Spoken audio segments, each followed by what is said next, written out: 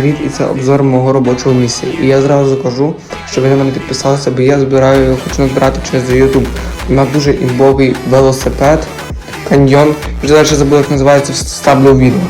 Тому кожна підписка допоможе мені. Тому все, далі починаю розказувати про це. Підсвітка прикольна.